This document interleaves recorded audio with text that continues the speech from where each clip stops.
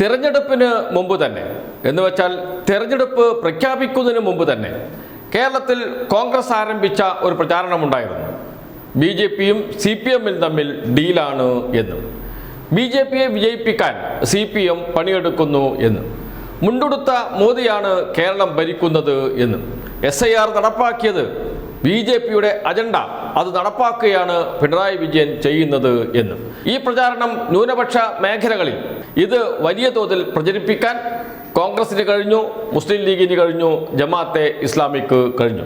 ജമാഅത്തെ ഇസ്ലാമിയാണ് അതിന് നേതൃത്വം കൊടുക്കുകയും ചെയ്തത്. അത് വലിയ തിരിച്ചടി ഉണ്ടാക്കി CPMന് LDFന് എന്ന കാര്യത്തിൽ സംശയമില്ല. അത് ന്യൂനപക്ഷ കേന്ദ്രങ്ങളിൽ വോട്ട് UDFന് അനുകൂലമായി മാറാൻ വേണ്ടി ബോധപൂർവം പ്രചരിപ്പിച്ചതാണ് എന്നുമാണ് ഇപ്പോൾ വെളിപ്പെടുന്നത്. അത് പറയുന്നത് മറ്റാരുമല്ല, മാതൃഭൂമി തന്നെയാണ്. മാതൃഭൂമി ചെറിയൊരു വാർത്ത നൽകിയിട്ടുണ്ട്. ആ വാർത്തയുടെ തലക്കെട്ട് ഇങ്ങനെയാണ്: ഡീലുയർന്ന മണ്ഡലങ്ങളിലും UDF തന്നെ. ഇതാണ് തലക്കെട്ട്.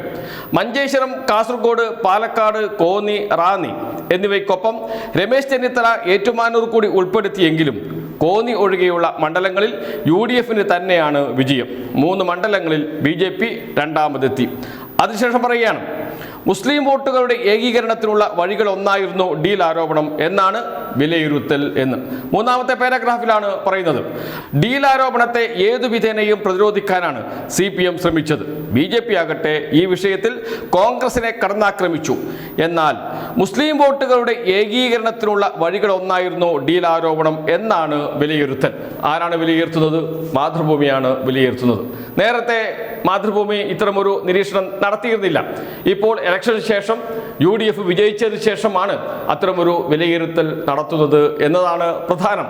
നേരത്തെ അറിയാമായിരുന്നു പ്രമുഖ മാധ്യമങ്ങൾക്കെല്ലാം ഇത് വെറും ഒരു ആരോപണം മാത്രമാണ്. മുസ്ലിം കേന്ദ്രങ്ങളിൽ വോട്ട് കേന്ദ്രീകരിക്കുന്നതിന് വേണ്ടി, ഏകീകരിക്കുന്നതിന് വേണ്ടിയുള്ള ശ്രമമായിരുന്നു എന്ന്. അതിനുശേഷം മാതൃഭൂമി പറയുകയാണ് ഓരോ മണ്ഡലങ്ങളും എടുത്ത്. BJP വലിയ വിജയപ്രതീക്ഷ പുലർത്തിയ മഞ്ചേശ്വരം മണ്ഡലം കോൺഗ്രസിന്റെ സിറ്റിംഗ് സീറ്റായിരുന്നുവെങ്കിലും LDF വോട്ടുകൾ ഭിന്നിച്ച് BJPയെ സഹായിക്കുമെന്നായിരുന്നു കോൺഗ്രസിന്റെ ആരോപണം. ഫലം വന്നപ്പോൾ UDF തന്നെ സീറ്റ് നിലനിർത്തി. BJP 30,000 വോട്ടിന്റെ വ്യത്യാസത്തിൽ 2ാം സ്ഥാനത്ത് എത്തി. എന്ന് വെച്ചാൽ അവിടെ ഡീൽ ഉണ്ടായിരുന്നില്ല എന്നർത്ഥം.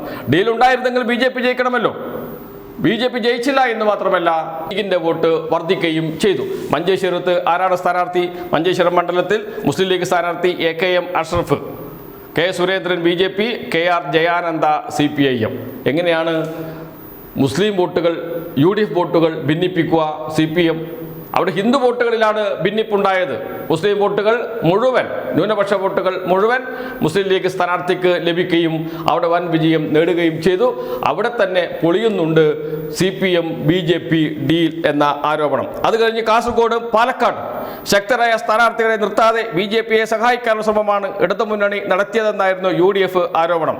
എന്നാൽ രണ്ടിടത്തും UDF തന്നെ വിജയിക്കുകയും LDF മൂന്നാമതാവുകയും ചെയ്തു എന്ന് വെച്ചാൽ ഈ രണ്ടിടത്തും BJPയും CPMും തമ്മിൽ ധാരണയുണ്ടായിരുന്നില്ല എന്ന് സമ്മതിക്കുന്നു മാതൃഭൂമി. കോന്നി മണ്ഡലത്തിൽ BJP അധ്യക്ഷൻ മത്സരിച്ച സീറ്റ് BDJSന് നൽകിയത് BJP വോട്ട് ഭിന്നിപ്പിച്ച് ഇടതുപക്ഷത്തിന് അനുകൂലമാക്കാനെന്നായിരുന്നു ആരോപണം. ഇടതുമുന്നണി തകർന്നടഞ്ഞപ്പോഴും കോന്നി CPM നിലനിർത്തി. അവിടെ മാത്രമാണ് ഇവർ പറയുന്ന ഡീൽ ഉണ്ടായിരുന്നെങ്കിൽ വിജയിച്ചു എന്ന് പറയാൻ പറ്റുന്ന ഒരു മണ്ഡലം കോന്നി മാത്രമാണ്. ആരോപണത്തിന് കഴമ്പുണ്ട് എന്ന് വേണമെങ്കിൽ പറയാൻ പറ്റുന്ന ഒരു മണ്ഡലം. കാരണമാണ് ഇടതുപക്ഷം വിജയിക്കുകയും ചെയ്തു. അതോടൊപ്പം തന്നെ റാന്നി മണ്ഡലത്തിൽ 2020 സ്ഥാനാർത്ഥിയെ നിർത്തിയത് ഇടതുമുന്നണിയെ സഹായിക്കാനാണ് എന്നാണ് ആരോപിച്ചത്. എന്നാൽ അവിടെ UDF വിജയിച്ചു. മണ്ഡലം UDF പിടിച്ചെടുക്കുകയും ചെയ്തു. അതേപോലെ തന്നെയാണ് ഏറ്റുമാനൂർ മണ്ഡലത്തിലും. ഏതൊക്കെ മണ്ഡലങ്ങളിലാണ്? മഞ്ചേശ്വരം, കാസർഗോഡ്, പാലക്കാട്, കോന്നി, റാന്നി, ഏറ്റുമാനൂർ എന്നീ മണ്ഡലങ്ങളിലാണ് പ്രധാനമായും CPMും BJPയും ഡീലുണ്ട് എന്ന് പറഞ്ഞത്.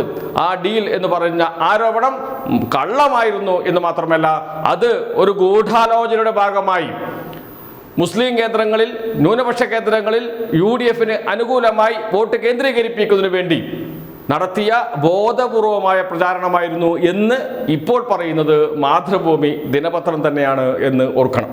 എന്തു കള്ളത്തരവും എന്ത് നുണയും പറയുക, അത് വെച്ച് ഇലക്ഷൻ വിജയം നേടുക എന്ന വൃത്തികെട്ട തെരഞ്ഞെടുപ്പ് പ്രചാരണ രീതിയാണ് UDF സ്വീകരിച്ചത് എന്നതിന് തെളിവ് സാക്ഷി പറയുകയാണ് മാതൃഭൂമി ദിനപത്രം ചെയ്യുന്നത്.